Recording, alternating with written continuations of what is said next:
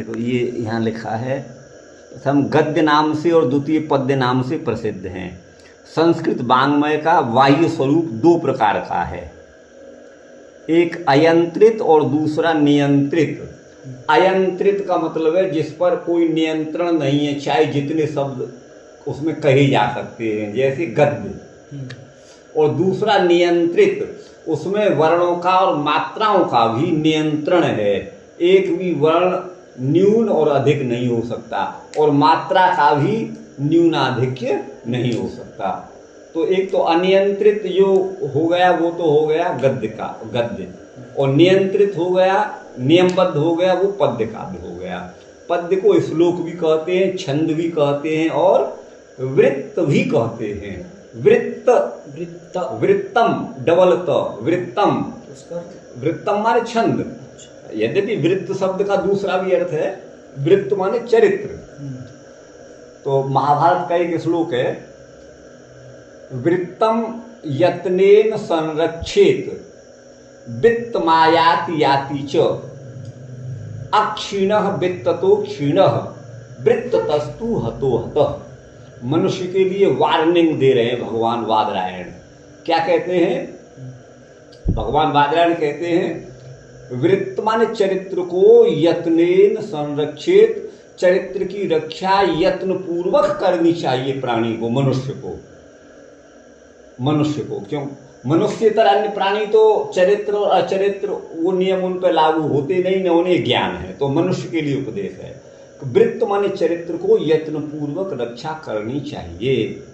और वित्त माने धन, उसमें अगर असावधानी हो जाए तो कोई बहुत बड़ी हानि नहीं है। धन तो आता है और जाता है। वित्त मायाति याति च अक्षीण वित्त तो क्षीण, किसी का धन नष्ट हो गया तो वो व्यक्ति नष्ट नहीं हुआ, लेकिन वृत्त तस्तु हतो हतो, यदि चरित्र नष्ट हो गया तो वो सर्वथा नष्ट ही हो जाता है, आप समझिएगा। तो ये वृत्त का अर्थ एक चरित्र भी है और वृत्त का अर्थ छंद भी है, पद्य भी है, श्लोक भी कहते हैं। इसी को नियंत्रित कहा गया है, नियंत्रित। और अनियंत्रित का मतलब गद्य से है। तो ये है, प्रथम गद्य नाम से और द्वितीय पद्य नाम से। पद्य माने नियंत्रित और गद्य अनियंत्रित। संस्कृत वाङ्मय में जिस प्रकार उच्चारण नियमन शिक्षा शास्त्र से, शब्द नियमन व्याकरण शास्त्र से, वाक्य नियमन साहित्य शास्त्र से किया जाता है, उसी प्रकार अक्षर नियमन छंद शास्त्र से किया जाता है। ये तो बहुत सीधी सी बात है। देखिए, वर्णों का उच्चारण किस तरह से करना है, ये पाणिनीय शिक्षा, आपिशली शिक्षा आदि शिक्षा ग्रंथों से ये जाना जाएगा। और शब्द का नियमन, कौन शब्द शुद्ध है कौन अशुद्ध है, इसका नियमन ये व्याकरण शास्त्र के, और वाक्य का नियमन साहित्य शास्त्र से। और उसी प्रकार अक्षरों का नियमन छंद शास्त्र के द्वारा किया जाता है। पद्य में अक्षर कहने से स्वर सहित व्यंजन अथवा केवल स्वर समझा जाता है। अक्षर का मतलब यहाँ पर या तो जैसे क में अ मिला हुआ है तो स्वर के सहित क, हलंत क नहीं, स्वर के सहित क की कु अ है ना, उसी तरह से। तो ये अक्षर यहाँ पर लिया जाएगा। केवल शुद्ध व्यंजन भी नहीं, केवल शुद्ध स्वर को तो लिया जाएगा, केवल शुद्ध स्वर भी अक्षर यहाँ कहलाएगा। और व्यंजन अगर कोई है तो वो मतलब अच सहित क की कु इत्यादि वो अक्षर उसको कहा गया है। तो ये इसका नियम है। छंद शास्त्र में केवल व्यंजन का कुछ भी महत्व नहीं है। अक्षरों के दो भेद हैं, ह्रस्व और दीर्घ। दीर्घ माने गुरु, ह्रस्व माने लघु।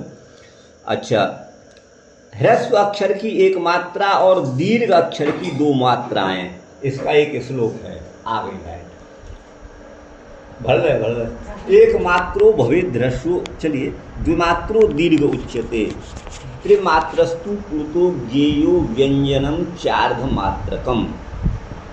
जिस वर्ण में एक मात्रा हो उसे ह्रस्व कहते हैं। उदाहरण के लिए देखिए, ह्रस्व अ, ह्रस्व ई, ह्रस्व उ, ह्रस्व री, ह्रस्व लृ, ये तो एक मात्रिक है। लेकिन दीर्घ आ, दीर्घ ई, दीर्घ उ, दीर्घ री, लृ तो दीर्घ होता नहीं। तो ये जो है दो मात्राएं इनकी मानी गई हैं। और ए ओ आई औ इनको भी द्विमात्रिक माना गया है। लेकिन दीर्घ के अतिरिक्त जो पुल्त है वो 3 मात्रा वाला माना गया है, त्रिमात्रस्तु। जैसे ओ ये, तो उसको अधिक देर तक बोलेंगे। तो 3 मात्रा वाला जो है वो पुल्त माना जाता है, ये माने समझना चाहिए। और व्यंजन को च माने और व्यंजन अर्धमात्रकम, आधी मात्रा व्यंजन की मानी गई है। व्यंजनम चार्धमात्रकम, ये नियम है, तो वही यहाँ पर दिया हुआ है। स्वर रहित व्यंजन अर्धमात्रा का होता है, वो अर्थ मैंने बता दिया, वही अर्थ है इसमें। मात्रा का तात्पर्य उच्चारण काल विशेष से है, माने कितना समय किस वर्ण को उच्चारण करने में लगा, इससे तात्पर्य है। ह्रस्व अक्षर के उच्चारण में जो काल लगता है उस काल को एक मात्रिक, अच्छा ह्रस्व आकार की एक मात्रा मानी गई है।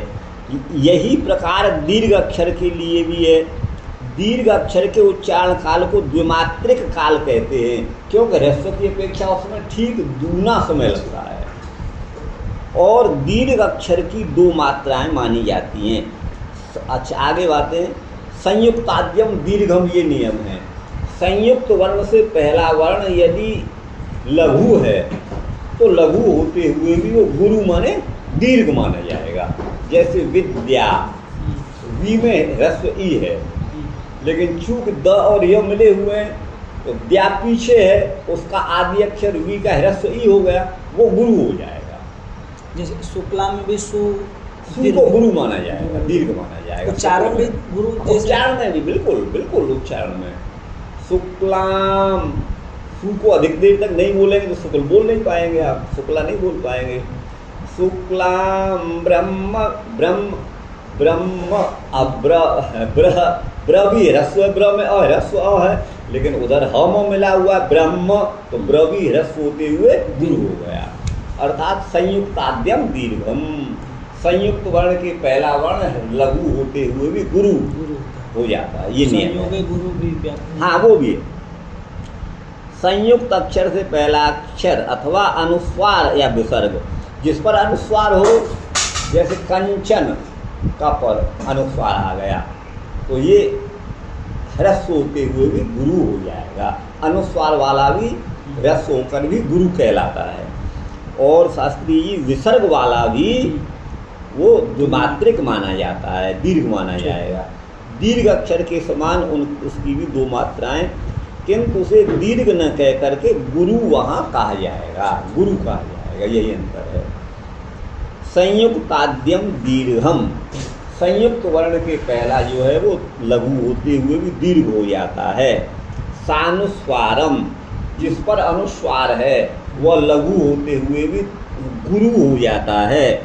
और विसर्ग सम्मिश्रम, जिस पर विसर्ग लगा हुआ है वह लघु होते हुए भी गुरु हो जाएगा। विसर्ग सम्मिश्रम।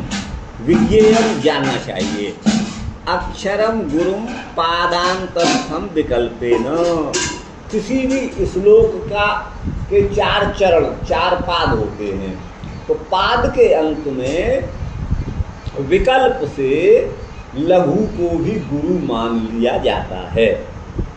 पाद के अंत में होना तो चाहिए छंद नियम के अनुसार वहाँ गुरु वर्ण, लेकिन पाद का अंतिम वर्ण लघु है पद्य में, तो लघु होते हुए भी उसे गुरु विकल्प से मान लिया जाएगा, वो अशुद्ध नहीं होगा, ये मतलब है। तो अक्षरम गुरुम, उस अक्षर को भी गुरु मान लेना चाहिए जो पादांतस्थम, पाद के अंत में स्थित है। तो ये विकल्प से होता है, इसका अर्थ ये हो गया। इन्हीं लघु गुरु वर्णों का विवक्षित अक्षर है ना, संख्या में जो विशिष्ट क्रम होता है उसी को छंद कहते हैं। गुरु, इतने गुरु हो अथवा इतने लघु हो, इसके बाद ये हो, ये जो नियम है वही जो है छंद कहलाता है। लौकिक वाङ्मय में इस प्रकार की रचना को पद्य नाम से कहा जाता है। पद्य अथवा श्लोक भी कह सकते हैं, वृत्त भी कह सकते हैं, छंद भी कह सकते हैं। पदम माने पद का अर्थ है चरण। तद अर्हति अर्थात जो चरण की 4 पाद होते हैं प्रत्येक श्लोक में, जो पाद माने चरण की अपेक्षा रखे उसको पद्य कहते हैं। पदम माने चरणम और तद अर्हति माने पदम अर्हति, जो पद की अपेक्षा रखता है, जिसमें चरणबद्ध होना चाहिए तभी श्लोक माना जाएगा। ये अपेक्षा जिसकी होती है उसे पद्य कहते हैं। चरण का अर्थ है श्लोक का चतुर्थ भाग। सभी वृत्तों को की रचना, वृत्त माने छंद, इसी प्रकार इसी 4 चरणों से होती है। इसीलिए वृत्त मात्र को पद्य कहते हैं। वृत्त मात्र माने छंद मात्र, कोई भी हो उसको जो है। हाँ गुरु भाई आगे है, कहाँ से? ये यति अथवा विराम। पद्य कहते हुए जहाँ पर जिह्वा को विश्रांति देना आवश्यक होता है उस स्थान को यति स्थान माने थोड़ा रुकना, थोड़ा ब्रेक लेना, वो यति है। यतिर जीवेष्ट विश्रांति, जिह्वा को अभीष्ट विश्राम देने का नाम ही यति है। यह यति का सामान्य लक्षण है। ये लक्षण है यतिर जीवेष्ट विश्रांति। यति स्थान में पद भंग होना दोष माना जाता है।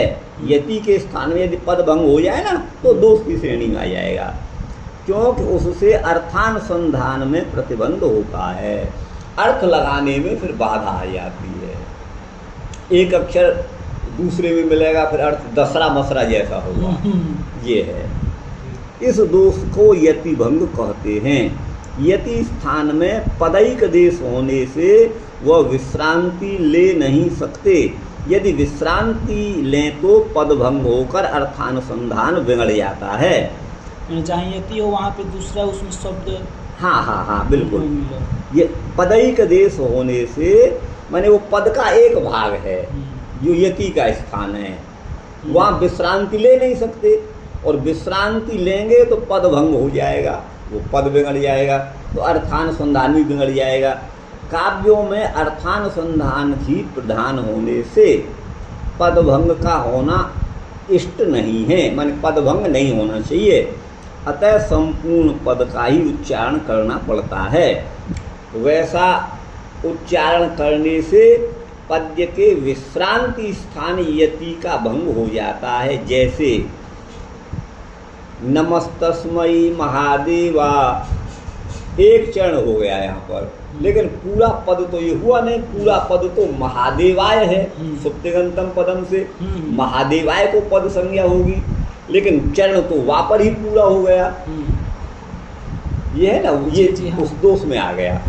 नमस्तस्मै महादेवा यह शशांक धारिणे, अब यह अलग रह गया। अब यह को इधर लेंगे तब तो फिर जो है वो पदभंग हो जाएगा, पदभंग हो जाएगा। और इधर अगर आ रहा है तो अर्थानुसंधान में गड़बड़ आती है। ये तो फिर ऐसा तो इनका मतलब ऐसा करना चाहिए जो नमस्तस्मै शिवायास्तु, अच्छा ऐसा कर रहे हैं। शिवायास्तु महादेवाय की जगह पर नमस्तस्मै त्रिनेत्राय, त्रिनेत्र कह दीजिए, नहीं ये नमस्तस्मै त्रिनेत्राय है ना। आगे कोई भी कह सकते हैं। आगे ये कहते हैं गुरु भाई, वर्ण 8 गण 8 प्रकार के होते हैं। 8 गण हैं। गण कहते हैं वस्तुतः समूह को, और 3 अक्षरों का एक गण माना जाता है। गण माने समूह, 3 अक्षरों के समूह को एक गण कहा जाता है। अब उसमें 8 गण हैं। इसको आप यमा ताराय भान सलगा, और कहीं पर यमा ताराय भान सलगम, दोनों ही शुद्ध हैं। वो इसलिए शुद्ध हैं, यमा ताराय भान सलगा यहाँ पर तो इतरेतर योग द्वंद्व है, और यमा ताराय भान सलगम यहाँ पर समाहार द्वंद्व है। यहाँ पर समाहार द्वंद्व है, तो दोनों ही शुद्ध हैं। अच्छा आगे है, अच्छा, अब इसमें मगड़ में कितनी मात्रा होंगी भाई? 3 वर्णों को मिलके एक गण बनेगा, तो उसमें कौन अक्षर लघु हो, सभी लघु हो, सभी गुरु हो, अथवा एक लघु 2 गुरु, अथवा एक गुरु 2 लघु, क्या नियम है? तब बता रहे हैं मस्त्र गुरु।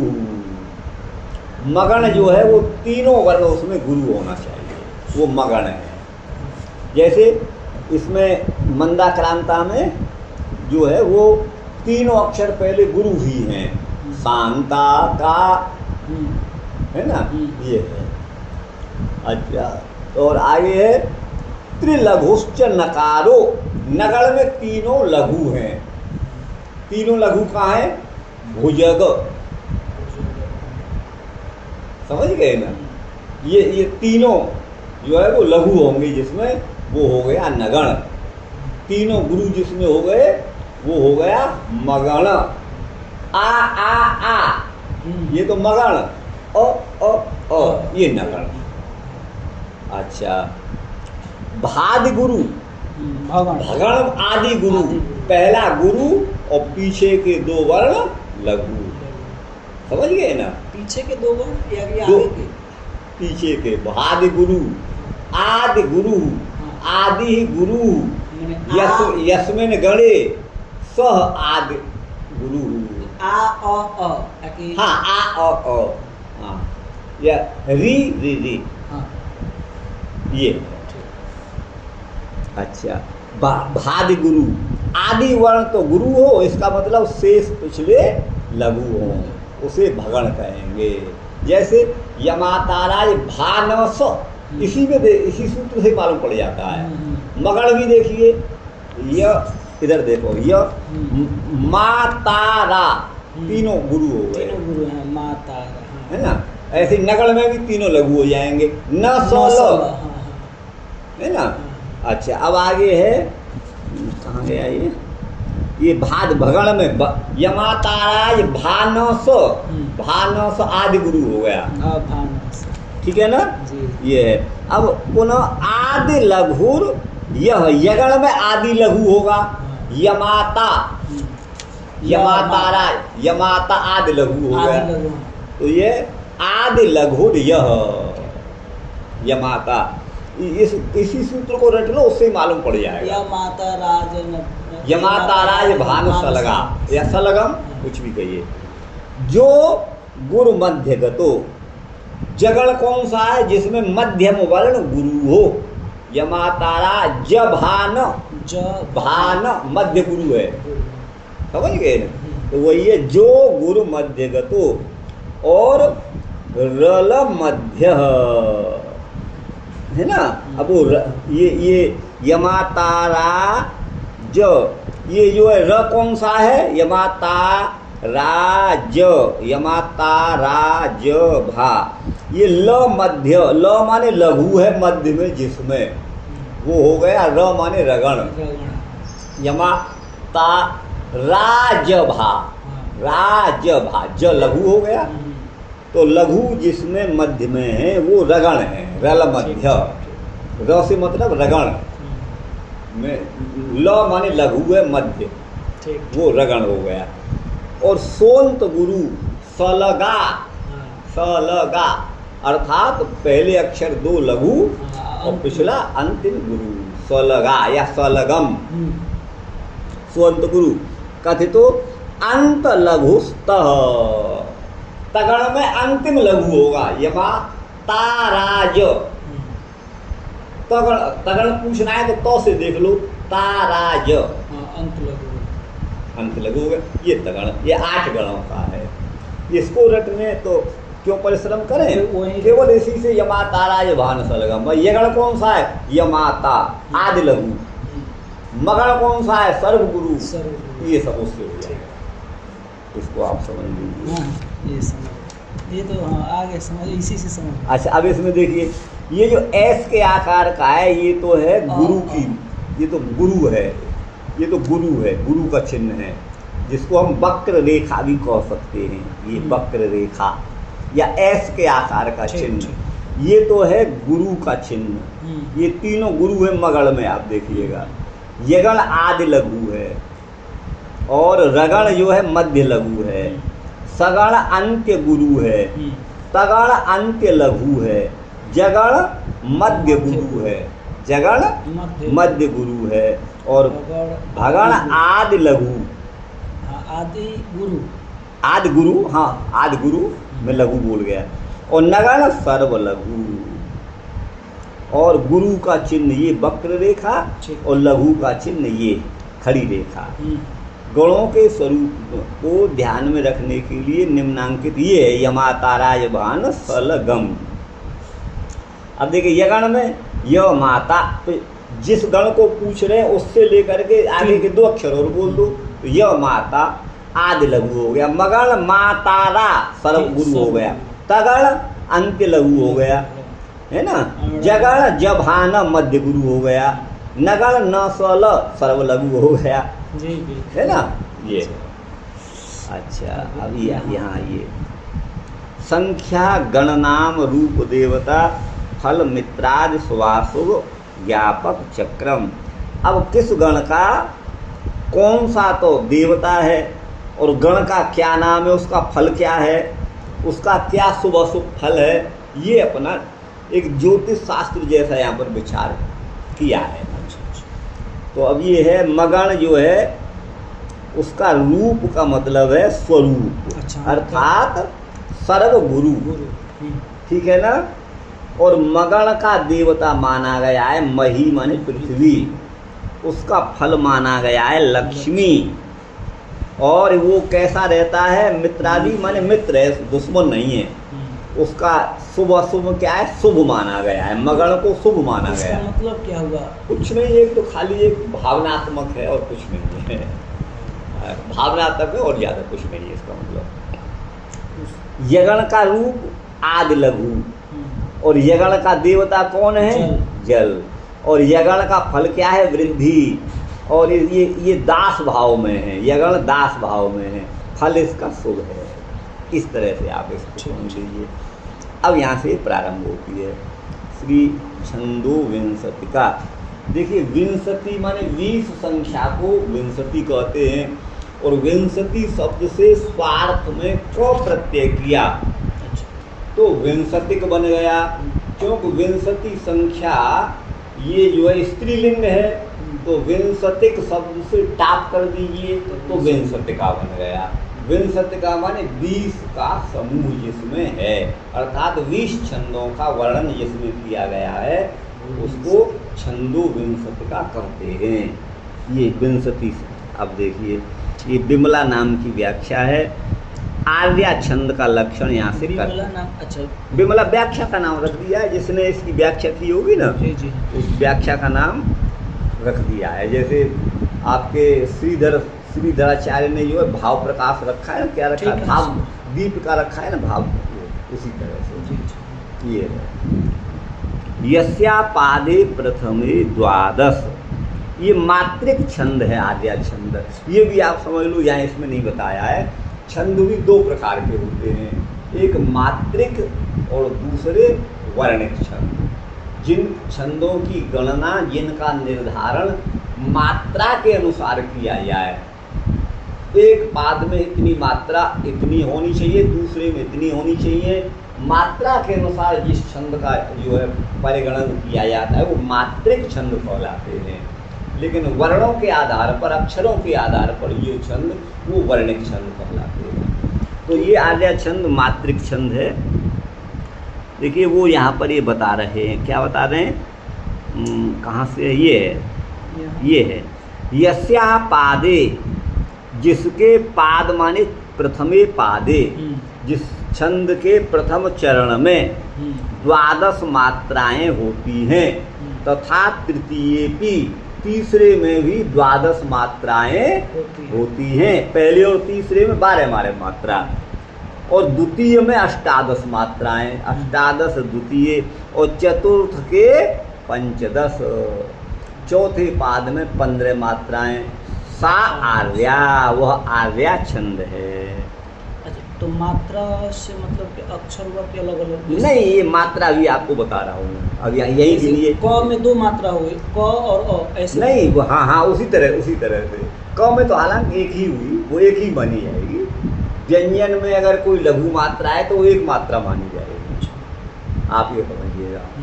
और संयुक्त वर्ण से पहला वर्ण यदि एक मात्र के तो वो गुरु हो जाएगा। कितने मात्रा का माना है? वो कितने मात्रा का माना जाएगा? रंभा, र पर छोटा अ है, लेकिन वो गुरु माना जाएगा। 2 मात्रा वाला, र पर 2 मात्रा मानी जाएंगी। वो संयुक्त आद्यम दीर्घम अभी आया ना, संयुक्त से पहला लघु होते हुए भी गुरु कहलाता है। ये तो देखिए 12 मात्राएं गिनिए। यस्यापादे प्रथमे, है ना, ये पर 2 मात्राएं।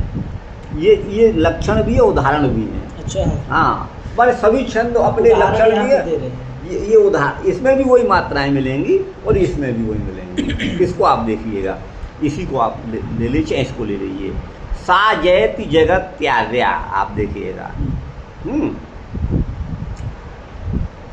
सा में 2 मात्राएं हो गई, जयति में 3 हो गई, तीनों लघु में 5 हो गई, और एक ज में 5, 6, 7 और ग में 2 हो गई। 2 क्योंकि अंत में आगे कितने हो गई? तो देखिए 2 और 3 5 और एक 6 और 2 8 और 2 10 और 2 12, एक पाद हो गया। सा जयति जगत त्यार्या, है ना। इसमें भी आप देख लीजिए, य में 2 हो गई, या स्या में 2 हो गई, और पादे ये 2 हो गई, तो 8 तो ये हो गई, 8 हो गई। और प्र पर 1, ध्यान दीजिए, फ पर 1 10 और मे पर 2, ए ओ आई औ इसकी दीर्घ मानी जाती है, चाहे छोटी ये बड़ी हो, कोई भी हो, अनुस्वार और विसर्ग वाला। तो ये इसमें भी आप देखिएगा। अब दूसरे में 18 मात्राएं बताइए, देखिए क्या दूसरे में? अष्टादश द्वितीय। देखो दूसरा पाद यहाँ द्वादश से शुरू हो रहा है। द्वा पर 2 हो गई जी, द पर 1 और 100 पर 1, 4 हो गई, 4 जी, और 2 6 और 2 8 और 1 9 और 2 11 और 1 12 और 2 14 और 2 16 और 1 ये 17। लेकिन पाद के अंत में है तो गुरु माना जाएगा, तो 18 हो गई। ठीक है ना। इसमें भी आप देखिए, यहाँ दे पर 2 हो गई, 2 4 हो गई, 5 6 2 8 9 10 11 12 13 14 15 16 और 18। ठीक, अच्छा। और तृतीय पाद में भी यहाँ पर द्वादश मात्रा बताइए, इसको देखिएगा। या 2 हो गई, 4 हो गई, 5 और 2 7 8 और 1 9 और 1 10 और 12, ये हो गई। और चतुर्दश में पंचदश मात्राएं।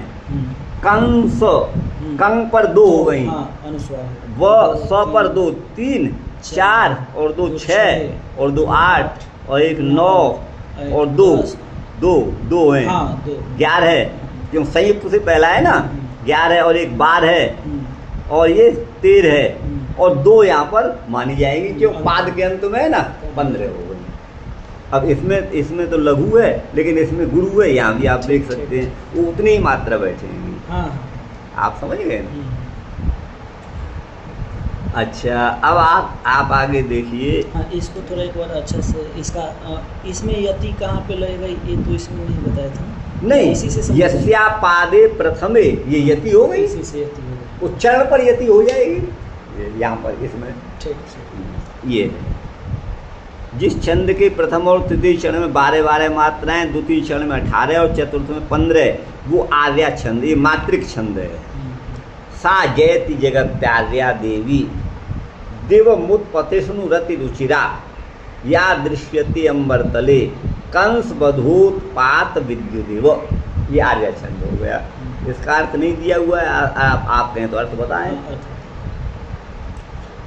जगति माने संसार में, जगति माने संसार में, सा आर्या देवी जयति, उस आर्य देवी की जय हो। कौन है वो देवी, है ना? दिवम उत्पत्ति सुनु, जो आकाश में कंस के हाथ से छूटकर चली गई थी। कंस ने जो है 8वां पुत्र अपना मेरा शत्रु है ये समझ करके जिस कन्या का वध किया था ना, वो उसके हाथ से छूट के आकाश में चली गई। तो दिवम उत्पत्ति सुनु, जो आकाश में छूटकर चली गई, कैसे? अति रुचिरा, वो कैसी थी देवी? अत्यंत मनोरम थी, सुंदर सी। या दृश्यते अंबर तले, जो देवी अंबर तल में, आकाश तल में दिखाई दी कंस के हाथ से। ऐसा लगा था मानो कंस वधोत्पात विद्युदेव है ना, कंस वध के समय, है ना, उत्पात वाली विद्युत के समान वो लग रही थी। ये इसका अर्थ हो गया। आगे है केशव, ये हो गया आर्या छंद, ये हो गया आर्या का उदाहरण हो गया ना ये। अब ये है, ये तो आर्या छंद है। अब ये दूसरा है गीति आर्या। अब इसमें क ये दिया हुआ है, ये ख दिया हुआ है, ये थोड़ा भेद है इसके और कुछ नहीं है। आर्या कहीं भेद है? हाँ, भेद है। हाँ, ठीक है। तो अब ये आइए यहाँ पर गीति आर्या छंद। आर्या पूर्वार्ध समम द्वितीयमपि, आर्या छंद का पूर्वार्ध, पूर्वार्ध का मतलब है पहला और दूसरा चरण, और उत्तरार्ध का मतलब है तीसरा और चौथा चरण। तो आर्या छंद के पूर्वार्ध के समान जहाँ पर दूसरा चरण भी यत्र भवती होता है, साधुगते, साधुगते का मतलब है साधुओं का संग करने वाली, संबोधन है। छंदो विदस तदानीम, उस समय छंद शास्त्र के विद्वान, प्राक्तना माने प्राचीन विद्वान, ताम गीतिम भाषन्ते, उस छंद को गीति कहते हैं। अर्थात आर्या का ही एक भेद और गीति है। अर्थात जैसा पहला और दूसरा चरण है, वही चरण तीसरा और चौथा भी है। क्योंकि आर्या में तो अंतर आ गया था मात्राओं में, यहाँ तो पहले में 12 मात्राएं और दूसरे चरण में 18 ये था, ठीक है ना। तीसरे में 12 और चौथे में 15, ये वो तो आर्या हो गया।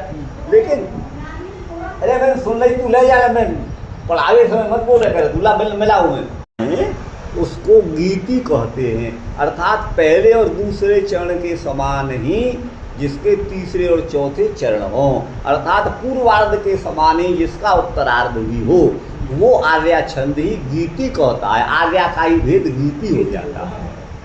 आगे ना समझ में, ये दे दिया। केशव वंशी गीतिर, देखिए के पर कितनी मात्रा हो गई? 2, 4, 5 और 2 7 और 2 9 और 9 और 2 11 और 12 है ना, यहाँ पर हो गई। 12 यहीं पर हो गई ना? हाँ 12 पर ही 12। हाँ। तो अब ये एक चरण हो गया ये। अच्छा, उसी के समान इसमें भी तीसरे चरण में भी वही 12 मात्रा होंगी। कुल मिलके इसमें जितनी मात्रा होंगी वही इसमें होंगी। कुल मात्राओं को गिनिए। के पर 2, 3, 4 और 2 6 और 2 8 और 2 10 और 2 12 है। 12 और 2 14 और 1 15 और 1 16 और 2 18 19 20 21 22 23 24 25 26 27 28 29 30 हो गई। ये गुरु मान लिया गया। उतनी मात्रा यहाँ पर होंगी, आप देखिए। 2 4 6 8 8 और 2 10 10 और 2 12 13 14 15 16 और 2 18 और 2 20 21 22 23 24 25 26 27 28 29 30 हो गए। तो पूर्वार्ध के समान जिसका उत्तरार्ध हो वह आर्या छंद ही गीति कहलाता है। आइए अब उपगीति, गीति का ही उपभेद है। गीति उपगीति हो गया। आर्या उत्तरार्ध तुल्यम प्रथमार्धमपि प्रयुक्तम चेत, आर्या छंद के उत्तरार्ध के समान ही प्रथमार्ध माने पूर्वार्ध में भी उतनी ही मात्रा हो। तो आर्या का उत्तरार्ध क्या है? 18 + 15 अर्थात 33 मात्राएं। ठीक है ना? तो वही है आर्या के उत्तरार्ध के समान या प्रथमार्ध में भी मात्राओं का प्रयोग हो। लोके ताम उपगीतिम संभाषन्ते महाकवय। महाकवि लोक में उस छंद को उपगीति नाम से संभाषन्ते कहते हैं।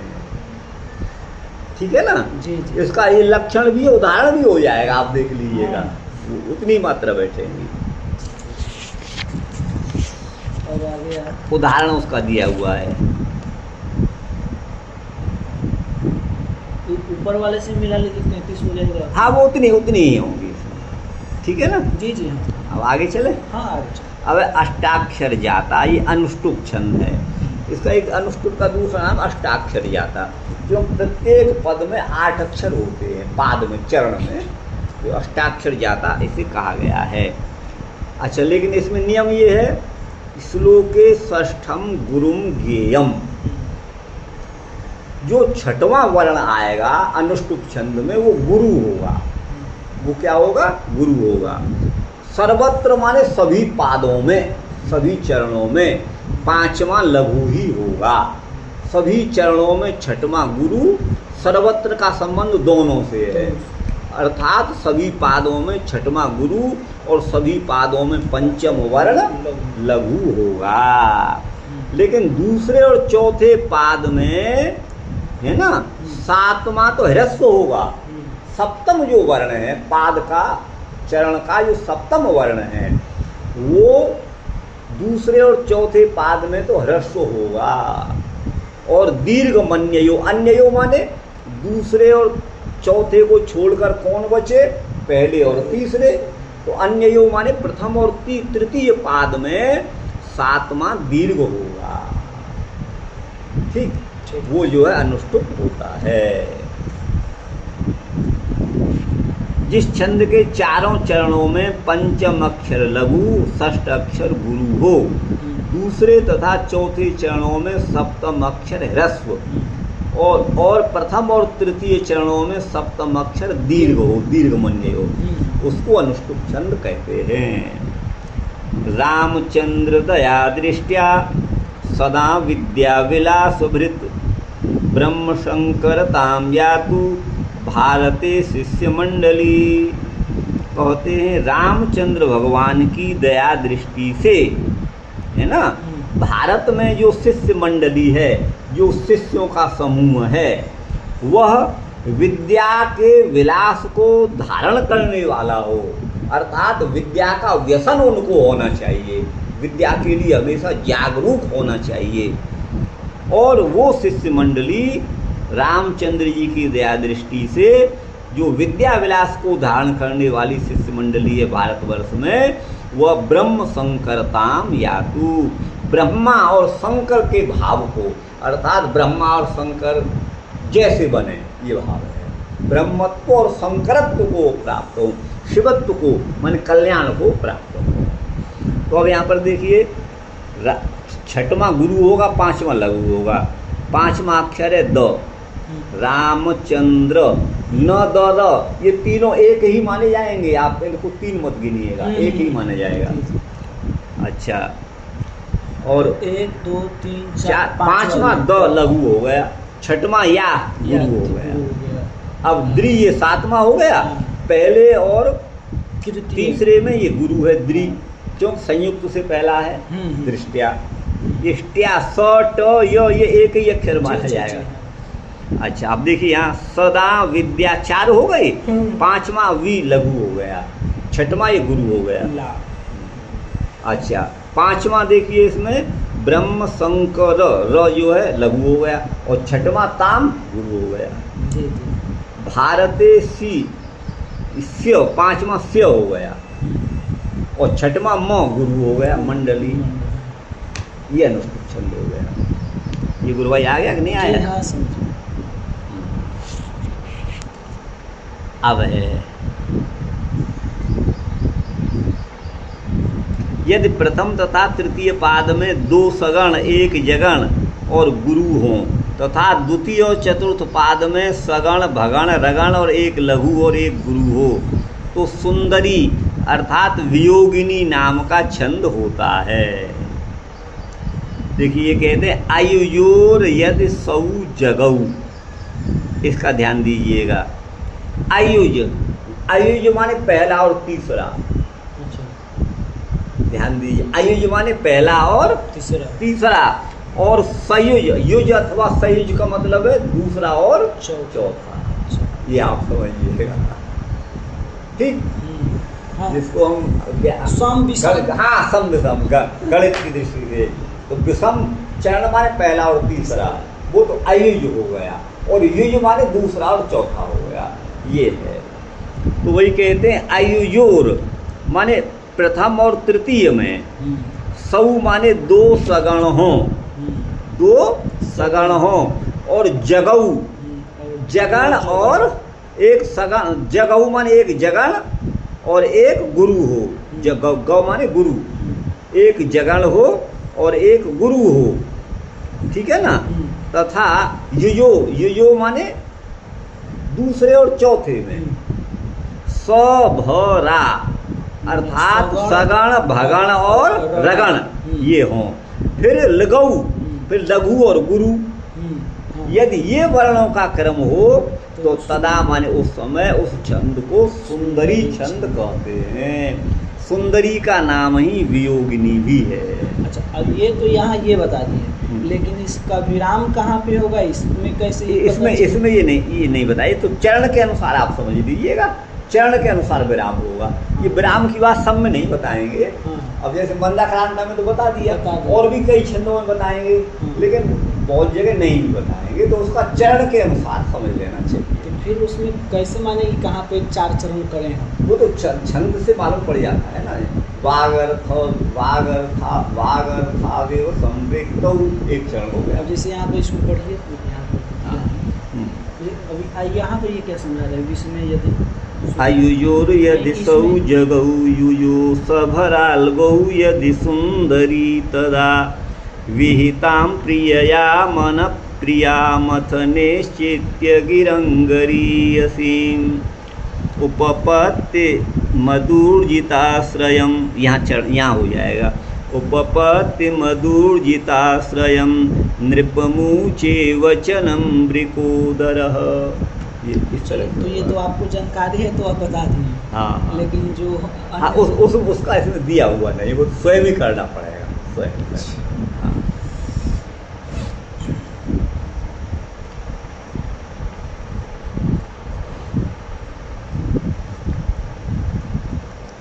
इसका यहाँ पर और इसमें विहिताम प्रियया मन प्रिया, प्रिया पर कर दीजिए, प्रिया पर। मथ अथ ये अलग हो जाएगा, प्रिया मथ निश्चित्य, बस ये होगा निश्चित्य गिरंगरी। ऐसे अभी इंद्र वज्र आ गया, इंद्र का वज्र। यत्र 63 सप्तममक्षरं स्यात् ह्रस्वं तु वृत्ते नवमं च तद्वत्। ये तो छंद का लक्षण, आप इसको छोड़िए, ये रट लीजिए। कहो तो इसको पढ़ा दूँ मैं, लेकिन ये आपको पढ़ा दें, पढ़ा देते हैं। यत्र 63 सप्तममक्षरं स्यात्, जहाँ पर तीसरा और छठवां और सातवां अक्षर ह्रस्वम स्यात्।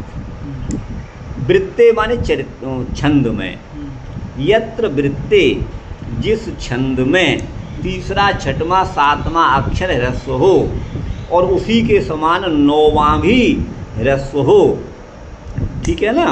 मत्या विलज्जीकृत वाक्पते है ना, अपनी मति के द्वारा बृहस्पति को भी लज्जित करने वाले हे विद्वान कवींद्र लोग ताम माने उसको इंद्र वज्रा ब्रुवते माने कहते हैं। ये इसका अर्थ हो गया। तो ये विलज्जीकृत वाक्पते संबोधन है, अर्थात वाक्पति कौन है? बृहस्पति। उसको भी विलज्जित करने वाले, अपने बुद्धि वैभव के द्वारा बृहस्पति को भी मात देने वाले हे विद्वान, ये मतलब है। उसको कवींद्र लोग माने श्रेष्ठ कवि उसको इंद्र वज्रा नाम से ब्रुवते माने कहते हैं। कहाँ? जहाँ तीसरा, छठवां, सातवां अक्षर ह्रस्व हो और नौवां भी ह्रस्व हो। ठीक है ना? जी। अब देखिए इसका लक्षण आप कहीं पर देख लीजिए। हाँ हाँ, अब इसको पढ़ लीजिए। स्यादिंद्र वज्रा यदि तौ जगौ, स्यादिंद्र वज्रा, स्यात माने होता है, इंद्र वज्रा छंद। कब? तो यदि जिस छंद के प्रत्येक पाद में तौ माने दो तगण हो। क्या हो? दो तगण हो और एक जगण और फिर गुरु और फिर गुरु, उसको इंद्र वज्रा कहते हैं। इसके एक पाद में। हाँ हाँ, माने तौ माने दो तगण हो और जगण हो और गौ माने गुरु और फिर गौ माने गुरु, अर्थात दो गुरु हो गए। तो आप इससे गिन लीजिएगा। तगण में 3 अक्षर हो गए, दो नहीं 6 हो गए और एक और 3 ये 9 हो गए और 10 और 11। एक पाद में 11 अक्षर होंगे। अब गिन लीजिए यहाँ पर। यदि इंद्र वज्रा चरण ये है। हाँ ये है। गोष्ठे गिरिम सभ्य करेण धृत्वा, गोष्ठे गिरिम सभ्य करेण धृत्वा। अब यहाँ तक एक चरण हो गया। अब ये 11 अक्षर गिन लो। 1 2 3 4 5 6 7 8 9 10 11 हो गए। 2 2 4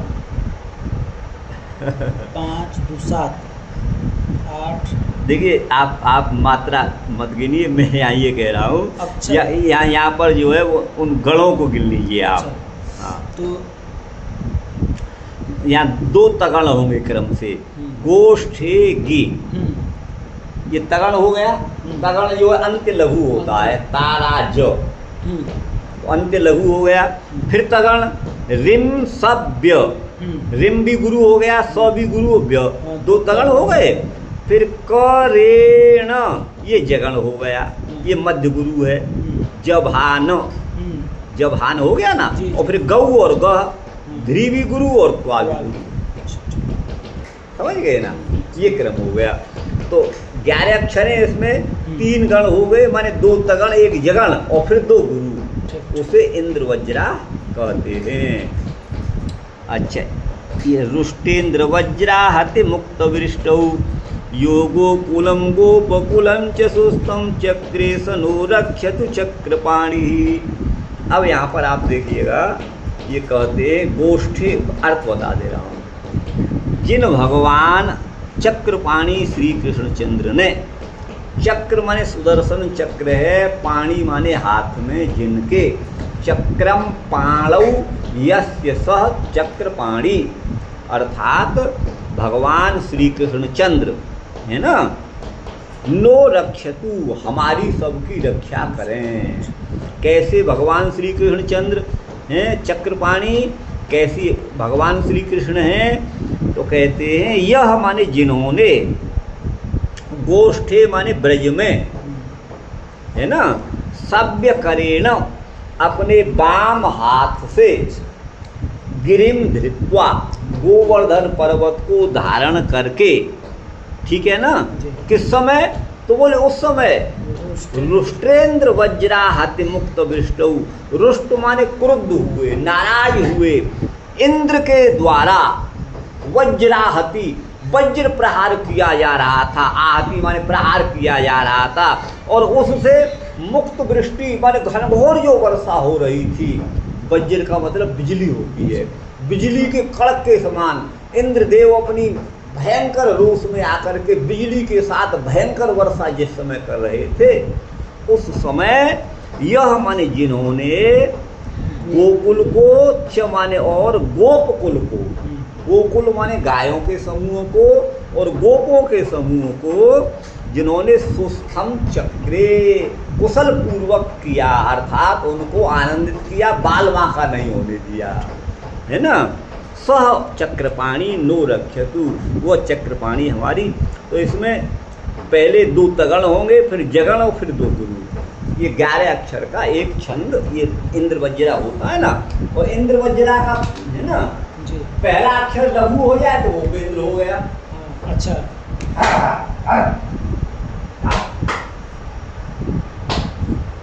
इंद्र वज्रा उपेंद्र वज्रा।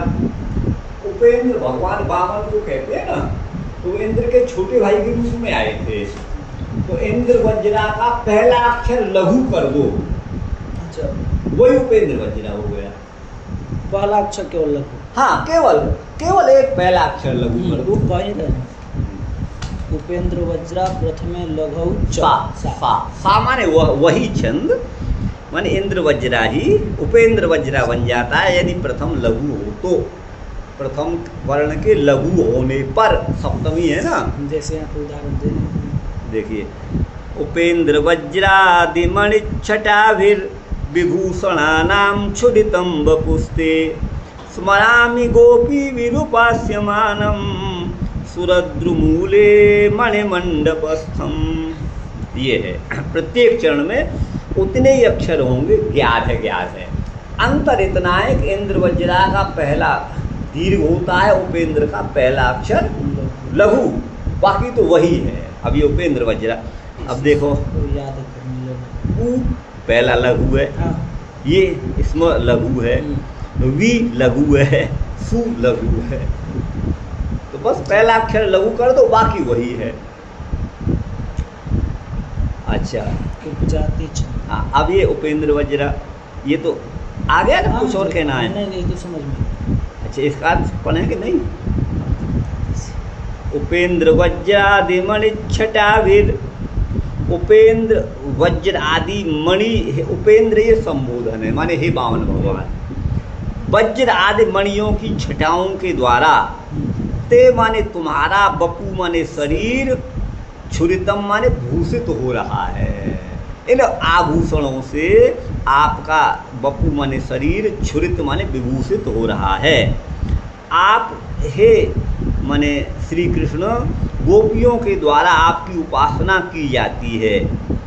और जब आप सुरद्रुमूले, सुरद्रु कहते हैं कल्प वृक्ष को, उस कल्प वृक्ष के नीचे आप जो मणिमय मंडप है उसमें आप जब विराजमान होते हो तो आपकी उस अवस्था का मैं स्मरण करता हूँ।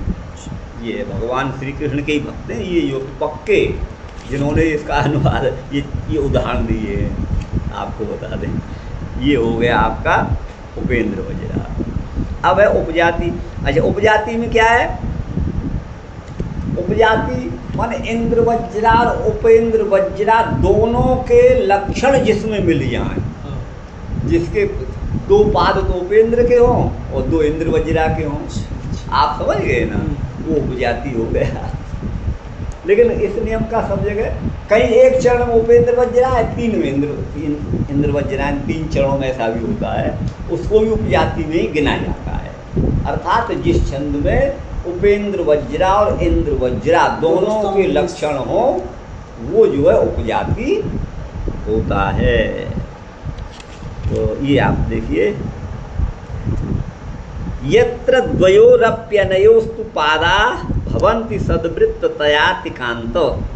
अतिकांत माने हे अत्यंत मनोरम शिष्य, प्रिय शिष्य, अतिकांत का मतलब है जहाँ पर, यत्र माने जिस छंद में, द्वयोरप्यनयो इन दोनों ही के पाद माने चरण, दोनों के माने उपेंद्र वज्रा और इंद्र वज्रा, इन दोनों के ही पाद माने चरण होते हैं।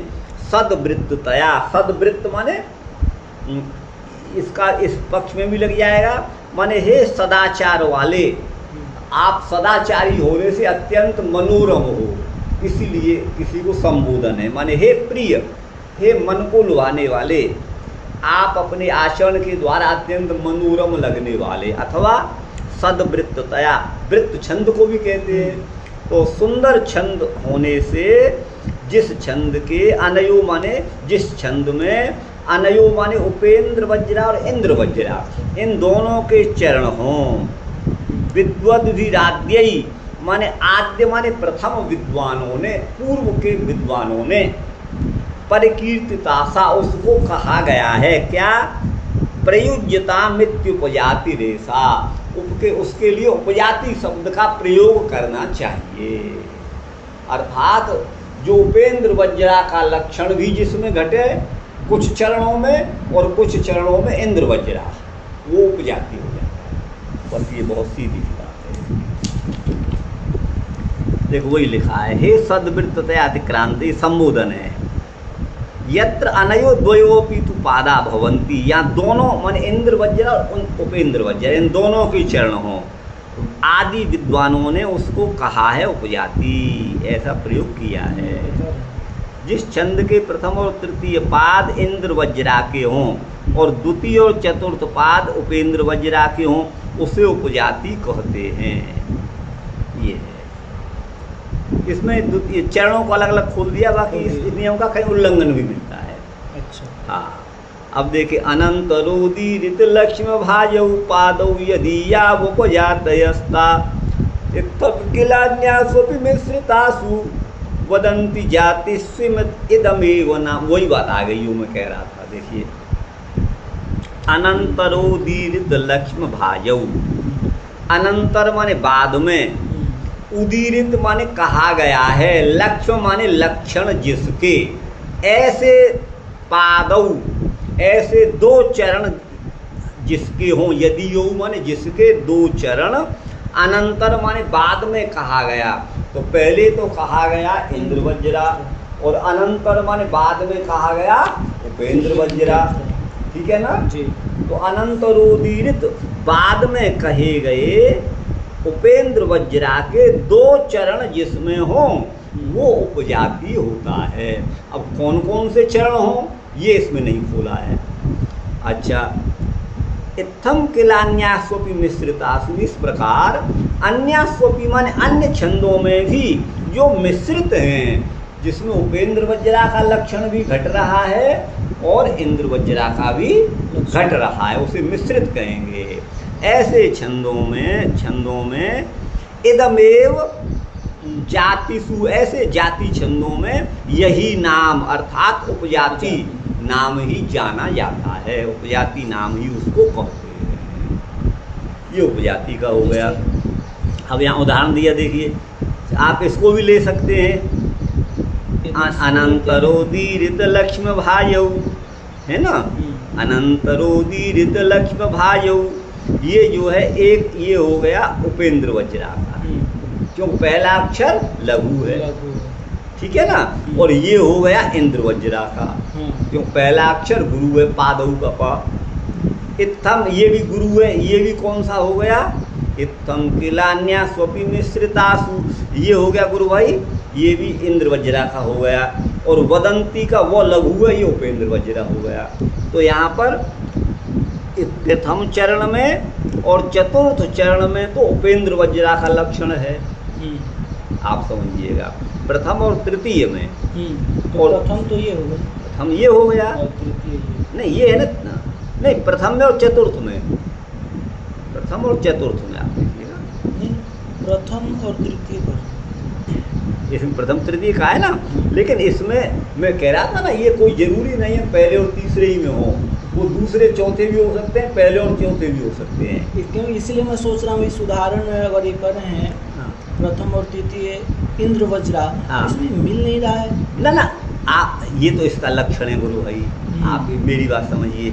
लेकिन ये इसी बात को उपजाति को इस बात में इस छंद के द्वारा कहा गया है। अब इसमें देखिए, ये उसकी चर्चा नहीं करेंगे, ये पहला और तीसरा ही हो, दूसरा कोई भी दो हो। अब यहाँ पर क्या है, पहला चरण तो हो गया, ये हो गया उपेंद्र का, हाँ। और ये चौथा चरण भी उपेंद्र का हो गया, हाँ। और दूसरा और तीसरा ये हो गए इंद्र वज्रा के, क्योंकि गुरु है तो भी उपजाति ही है। वो कहा ना, अन्यास्वपि मिश्रितासु, अन्य मिश्रित छंद हो, तो वो चाहे पहला पाद हो, तीसरा हो, कोई भी हो, तो ये उपजाति हो गया। अब देखो यहाँ उदाहरण दिया है, अत्रानुगोदम या मूदम है, अत्रानुगोदम मृगया निवृत्तस्तरंग वाते न विनीत खेद रहस्त्वदुत्संग निषण मूर्धा स्मरामि वाणीर गृहेषु सुप्तः। ये आप देखिएगा। अब ये उदाहरण दिया है उपजाति का। तो यहाँ अत्रानुगोदम मृगया निवृत्तः तरंगवातेन। तो यहाँ तरंगवातेन ये लघु हो गया, ये हो गया उपेंद्र वज्रा का, और ये हो गया इंद्र वज्रा का, और रह ये हो गया उपेंद्र का। ये किसका हो गया? उपेंद्र का, क्यों पहला लघु है। ये किसका हो गया? ये हो गया उसका इंद्र वज्रा का, जब पहला गुरु है। हाँ ठीक ठीक भाई जिसमें पहला गुरु वो इंद्र वज्रा, उपमाने छोटा, उपेंद्र इसमें। ठीक ठीक। और ये तरंग वाते न तो जो है वो लघु है, तो ये उपेंद्र का हो गया। तो उपेंद्र का दूसरा चरण और उपेंद्र का ही तीसरा चरण और उपेंद्र का ही चौथा चरण। मैंने कहा ना कहीं कहीं एक चरण होता है। हाँ मैंने उपेंद्र वज्रा का तो एक दे दिया, 3 इंद्र वज्रा के दे दिए, 3 इंद्र वज्रा के दे दिए, एक उपेंद्र का, तो वो उपजाति ही होता है। तो ये आप देखिए, इसका अर्थ समझेंगे। अत्रानुगोदम मृगया निवृत्तः, कोई बड़ा राजा है या कोई भी है तो वो कह रहा है मृगया निवृत्तः। जब मृगया माने आखेट शिकार करके निवृत्त हो गया था, तो अत्र माने यहीं पर, अनुगोदम गोदावरी नदी के समीप, गोदावरी नदी के तट पर, मृगया माने शिकार से निवृत्त होकर के, तरंगवातेन विनीत खेद, नदी की तरंगों से को छूकर आने वाला जो वात माने पवन था, उससे खेद माने थकावट, विनीत माने दूर हुई थी। ठीक है ना। नदी के जल के संपर्क से, तरंगों के संपर्क से जो वायु शीतल हो गया है, उस शीतल पवन के द्वारा, तरंगवातेन का मतलब है तरंगों का संपर्क करके बहने वाले मंद सुगंध शीतल पवन के द्वारा जिसका खेद माने थकावट है दूर किया गया है, विनीत खेद। और त्वदुत्संग निषण मूर्धा, तुम्हारी गोदी में अपने मस्तिष्क को निषण माने रख करके, बानीर गृहेषु माने बेतस के, बेत वृक्षों के कुंज में मैं यहीं पर सोया था, वही मैं स्मरण कर रहा हूँ, कोई स्मरण दिला रहा है। तो ये उपजाति का ही लक्षण है। अब है दोधक। क्या छंद है? दोधक। आद्य चतुर्थ महीन मते सप्तमकम दशमंच तथान्त्यम यत्र गुरु प्रकट स्मृति शक्ति तत्कथितम ननु दोधक वृत्तम। ये दोधक वृत्त है। तो ये आद्य चतुर्थम अहीन मते है, ठीक है ना। हे अहीन मते, हीनमति माने निकृष्ट बुद्धि वाला, और अहीनमति जिसकी मति हीन नहीं है, तुच्छ नहीं है, अर्थात महान बुद्धि वाला है अहीनमते। यत्र माने जिस छंद में, ठीक है ना, यत्र माने जिस छंद में, आद्य चतुर्थम अर्थात पहले और चौथे, आद्य चतुर्थम, और सप्तमकम माने सातवां, और दशमकम माने दसवां, और अंतिम अक्षर जो 11वां है, ये गुरु वर्ण होते हैं। तो प्रकट स्मृति शक्ति, अपनी स्मरण की शक्ति को प्रकट करने वाले संबोधन है, अपनी स्मरण शक्ति को प्रकट करने वाले। तत्कथितम ननु दोधक वृत्तम, उसे दोधक वृत्त माने छंद कहा गया है। इसका बता दीजिए क्या है? हाँ इच्छा। हाँ, तो देखिए ये जो लक्षण है, ये यहाँ दोधक का लक्षण ये इसमें हो गया, ठीक है ना। दोधक मिच्छति भत्तृतयाद गौ, ये दोधक हो गया। भत्तृतयाद 3 भगण हो लगभग, लगातार 3 भगण, भगण, और फिर गौ 2 गुरु हो, गह गौ 2 गुरु हो।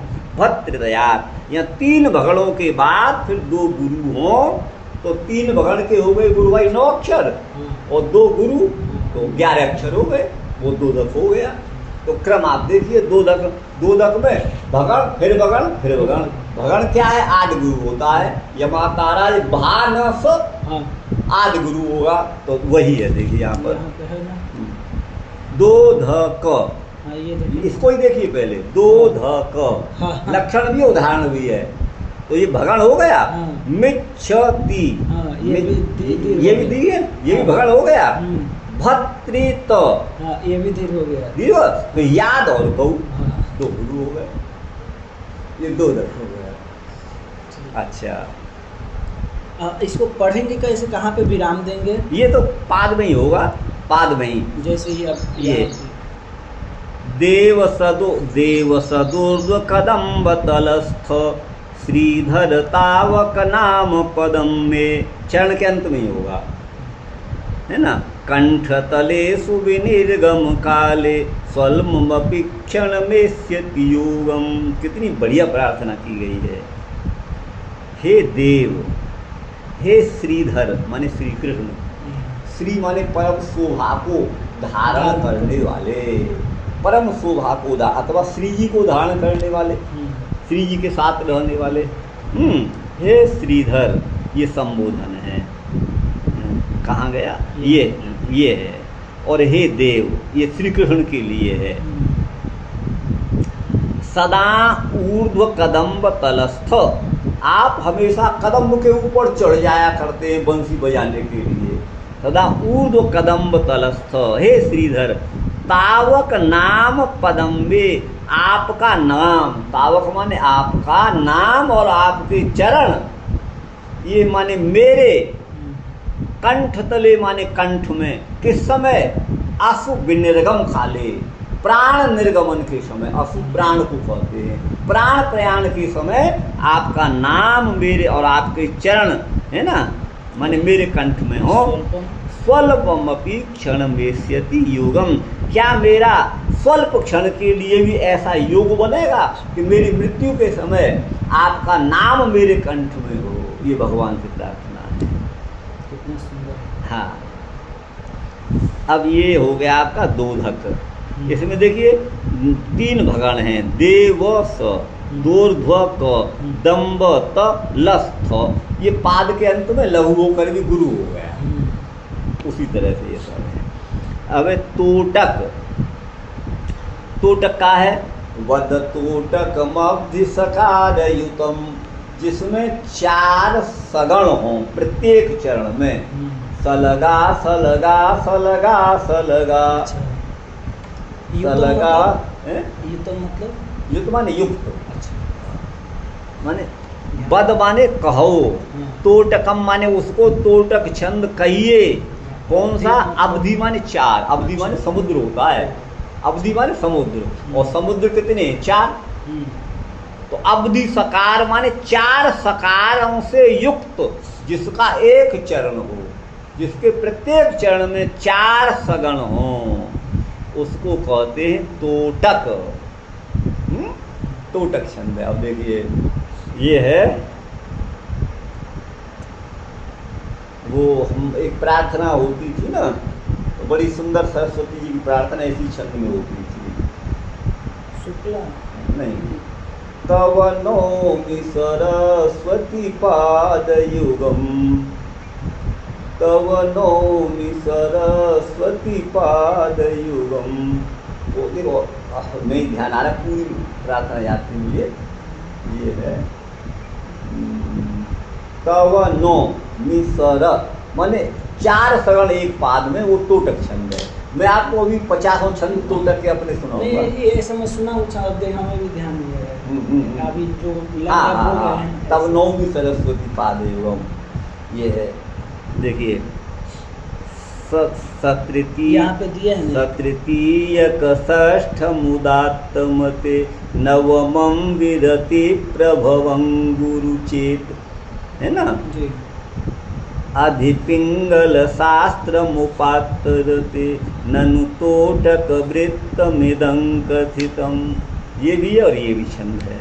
तो देखिए, हे उदात्तमते, के उदार मति वाले सतृतीयक षष्ठम नवम विरति प्रभवम गुरु स्यात् चेत तदा हे अध पिंगल शास्त्र मुपातरते, है ना, अध पिंगल शास्त्र मुपातरते माने पिंगल शास्त्र के अंतर्गत रति रखने वाले, प्रेम रखने वाले, ये संबोधन है, उसको तोटक वृत्त कहा जाता है।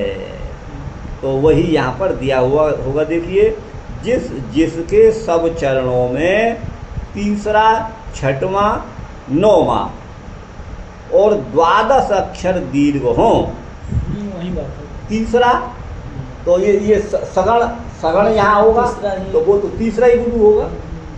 तीसरा, छठवां, नौवां वही तो होगा। हाँ, तो वो जो है वह तोटक वृत्त कहा गया है। सतृतीयक षष्ठ मुदात्तमते, ये वही है। अब आगे है गुरु भाई यहाँ इसका, ये देखिए, जिसमें एक चरण में 4 सगण हों उसको तोटक छंद कहते हैं। यहाँ पे ये भी दीर्घ है, हाँ, ये भी दीर्घ है, ये भी दीर्घ है, ये भी दीर्घ है। यमुना तटमच्युत केलिकला लसदंघ्रि सरोरुह संग रुचिम मुदितोट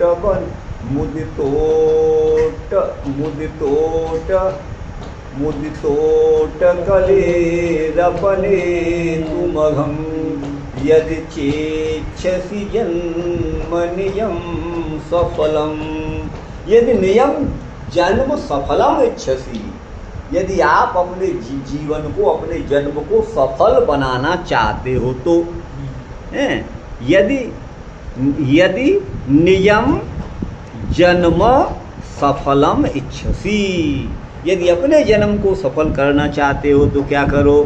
बोले यमुना तटम, यमुना के तट पर मुदित मन हो करके अटमानी भ्रमण करो।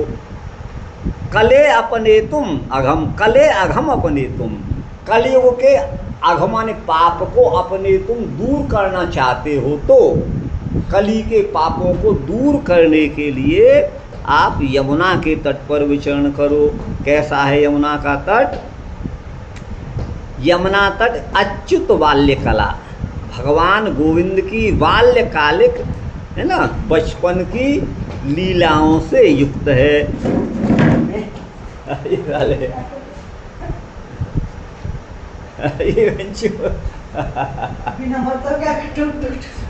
इनको मुख दिखता है ना उसमें, मुख दिखता है। अब तो बहुत कम हो गए, पहले बहुत लगे तो 1-2 महीने इन्होंने चैन नहीं लगने दिया। तो यमुना तट अच्युत बाल्य कला, भगवान गोविंद की, श्री कृष्ण की बालकालिक क्रीड़ाओं से लसत माने सुशोभित हो रहे हैं, अर्थात उनके लसत माने मनोरम अंघ्रि सरोरुह, सरोरुह कबल को कहते हैं, अंघ्रि माने चरण। भगवान श्री कृष्ण के लसत माने मनोरम चरण कमलों की कांति से, उनके संग से, रुचिम माने जो मनोरम हो गया है, सुंदर हो गया है। भगवान के चरण निक्षेप से जो यमुना का तट और अधिक सुंदर बन गया है, जिसकी कांति बढ़ गई है ना। ऐसे यमुना के तट पर मुदितो माने मुदित मन हो करके अट माने भ्रमण करो, यदि तुम कलयुग के अघमाने पापों को अपने तुम इच्छसी हटाना चाहते हो तो। कितना बढ़िया है, और अपने जीवन को सफल बनाना चाहते हो तो। ठीक गुरु भाई, आ रहा है कि नहीं आ रहा है? जी। अब है भुजंग प्रयात। अच्छा, इसमें तो 4 सगण हो गए, अब भुजंग प्रयात में क्या है? 4 यगण हो जाएंगे। अच्छा, सांप कैसे चलता है आप देखिएगा ना, सांप कैसे चलेगा? सीधा नहीं चलेगा, क्यों चलता है? इसलिए इसका नाम प्रयात माने गमन, भुजंग प्रयात, सांप की गति, सांप का गमन। अब देखिए, अब देखिए, यो देखिए, एक तरफ देखिए, भुजंग प्रयातम चतुर्भिर यकारई, यमाता यमाता यमाता यमाता, ये हो गया, भुजंग प्रयात हो गया, भुजंग प्रयात छंद। माने सांप की गति वाला है, उसी की गति पर। अब ये है यदाद्यम चतुर्थम तथा सप्तमं चेत तथैवाक्यरम ह्रस्वमेकादशाद्यम दधद्भक्तिमाचार्य पादारविंदे तदुक्तम कवीन्द्रै र होना चाहिए भुजंग प्रयातम कवीन्द्रै। ये इसको थोड़ा ये बढ़ा दीजिए, ये इसका अर्थ बता दीजिए। तो समझ गया भुजंग। हाँ ये भुजंग प्रयात चार यकार चार यकार एक चरण में, तो 12 अक्षर हो गए, तो भुजंग प्रयात। अब इसका अक्षर अर्थ समझिए।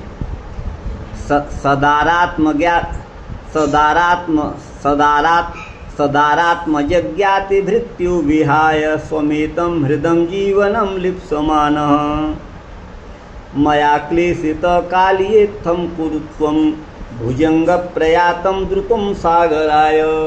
काली नाग से यहाँ पर कह रहे हैं भगवान, है ना। इसको आप चार यगण, यगण में क्या है, यमाता आदि लघु होगा। सदारा तुम जज्ञा, जो भी गुरु हो गया ना, जज्ञा। और तो मजज्ञा सदारा मजज्ञा, यहाँ ये भी सदारा सदारा एक यगण हो गया। तुम जज्ञा दो यगण हो गए। ती भृत्यो तीन हो गए। सदारात्मजज्ञा ति भृत्यु ये 3 जगह हो गए। विहाय ये 4 हो गए। ये गुरु मान लिया गया। ये लघु पाद के अंत में गुरु मान लिया गया। और फिर एक यगण स्वमेतम, दूसरा हृदम जी, तीसरा वनम लिप, चौथा यगण समान। ये हो गया, ये हो गया। अब आप समझिए ना। तो अब यहाँ भगवान कहते हैं कि हे भुजंग माने हे सांप, हे कालीय, है ना, मया क्लेशितः त्वमित्थं कुरु, मेरे द्वारा तुमको पीड़ित किया गया। भगवान ने उसके मस्तिष्क पर, है ना, नाश किया। तो मेरे द्वारा क्लेशित हो करके तुम ऐसा करो। कहाँ गया, ये है ऐसा, इत्थम कुरु, ऐसा करो हे भुजंग। त्वम माने तुम, द्रुतम माने शीघ्र ही, सागराय प्रयातम, समुद्र को चले जाओ, भाग जाओ, छोड़ दो यहाँ से। अब तुम मेरे द्वारा क्लेशित हो गए हो, मैं तुमको यहाँ चैन से नहीं रहने दूंगा। और अकेले नहीं आना, ध्यान रखना। सदारात्मा जज्ञात भृत्यो, अपनी दारा माने पत्नी को, आत्मा माने पुत्रों को, ज्ञाति माने कुटुंबियों को, और भृत्य माने सेवकों को, इन सब के साथ, सौ माने सहित, इनके सहित, ये है ना, स्वम जीवनम लिप्समान। यदि तुम्हें अपने जीवन की इच्छा है तो एतम हृदम, इस हृदय माने काली दह को, विहाय माने छोड़कर, मेरे द्वारा क्लेशित होकर के हे भुजंग तुम शीघ्र ही, द्रुतम माने शीघ्र ही, सागर को चले जाओ, भागो यहाँ से। ये है। तो ये हो गया आपका भुजंग प्रयातम। देखो उदाहरण भी सांप का ही दिया है यहाँ पर। एक और पढ़ा दीजिए। हाँ पढ़िए पढ़िए पढ़िए, कल हो जाएगा फिर ये। अब ये है द्रुत विलंबित माह नभौ भरौ, द्रुत विलंबित माह नभौ भरौ। पहला नगण, फिर भगण, फिर भगण, फिर रगण, रगण, नभौ भरौ, नगण भगण, ये है। फिर भगण, फिर रगण। इस पर मेरा एक हिंदी का काव्य है, वो पूरा शतक है, वो है हिंदी में, लेकिन वो बड़ी वैसी हिंदी है, उसमें एक शब्द भी उर्दू भाषा का अन्य भाषाओं को नहीं मिलेगा, संस्कृत निष्ठ हिंदी है वो। तो उसका एक दो मैं आपको सुना दूँ, मुझे याद है वो 20 साल पहले मैंने लिखा था, कम से कम 20, ज़्यादा हो गया बल्कि उस समय लिखा था।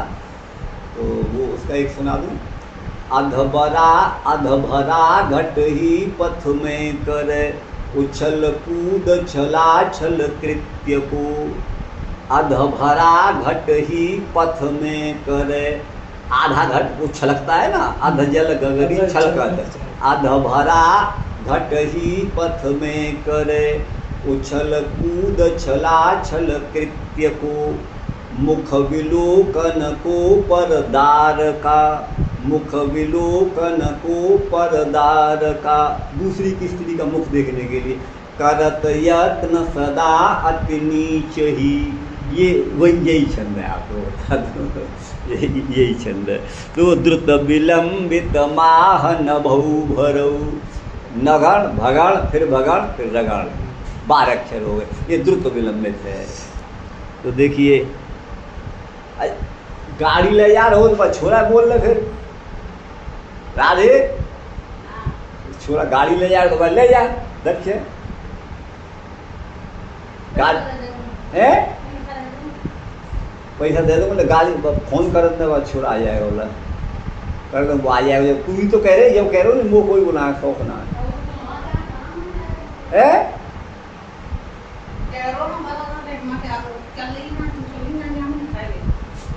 अच्छा ये गाड़ी ले जा रहा हो। तो इसका एक अयोध्यासिक उपाध्याय हरिऔध हुए हैं, आपने पढ़ा होगा उनको, हिंदी के कवि अयोध्यासिक उपाध्याय हरिऔध, उनका बड़ा अच्छा एक हिंदी का काव्य इसी छंद में है। दिवस का अवसान समीप था, गगन था कुछ लोहित हो चला। दिवस का अवसान समीप था, माने दिन का अवसान माने अंत समीप है, अर्थात शाम हो गई है। गगन माने आकाश कुछ लाल वर्ण का हो गया है, शाम को संध्या होती है ना लाल। दिवस का अवसान समीप था, गगन था कुछ लोहित हो चला। तरु शिखा पर थी अब राजती, कमलनी कुल वल्लभ की प्रभा। कमलनी कुल वल्लभ माने सूर्य, उसकी प्रभा माने कांति। तरु शिखा वृक्षों के अग्रभाग पर सूर्य की लाल लाल किरणें पड़ रही हैं, शाम के समय का वर्णन है, बड़ा अच्छा है वो। देखिए अब मुझे भी थोड़ा हाँ पहले इसको पढ़ लीजिए। हाँ अब देखो उदाहरण, ये उदाहरण है तो जिसमें पहला नगण फिर भगण फिर रगण हो, उसे द्रुत विलंबितम आह, उसको द्रुत विलंबित छंद कहते हैं। विपदी धैर्य मथाभ्युदये क्षमा। विपदी पहला नगण हो गया सर्वलघु, फिर भगण भा न स आदि गुरु है, धैर्य म, और फिर जो है भगण था भ्युद, और फिर रगण राजभा ये क्षमा। उसी तरह से इन चरणों में तो ये हो गया द्रुत विलंबित। तो विपत्ति धैर्यम, जो विपत्ति के समय धैर्य, और अभ्युदय माने ऐश्वर्य अथवा उन्नति के समय क्षमा करना जानता है। सदस्य माने सभा में जो वाक्पटु है, जिसकी वाक्पटुता है। और युद्ध में, युद्धि माने युद्ध में जिसका विक्रम माने पराक्रम दिखाने की शक्ति है। और यश में जिसकी अभिरुचि है। यशसी चाभिरुचिर व्यसनम श्रुतौ। श्रुतौ माने शास्त्र में अर्थात वेद में, वेद अध्ययन में जिसका व्यसन है, वेद अध्ययन की जिसे आदत है। और ये किसके लक्षण हैं? ये प्रकृति सिद्धम विदम ही महात्मा नाम, ये महापुरुषों का, महात्माओं का प्रकृति सिद्ध माने स्वभाव सिद्ध लक्षण है। ये महापुरुषों के लक्षण हैं, जो विपत्ति में धैर्य रखें, अभ्युदय के समय क्षमा रखें, सदस्य माने सभा में जिनकी वाक्पटुता हो, और युद्ध में जो पराक्रम दिखाएं, और यश में जिनकी रुचि हो, और श्रुति माने वेदाध्ययन आदि में जिसका व्यसन हो। ये महापुरुषों का, महात्माओं का स्वभाव सिद्ध लक्षण है। ये इसका अर्थ हो गया गुरु भाई।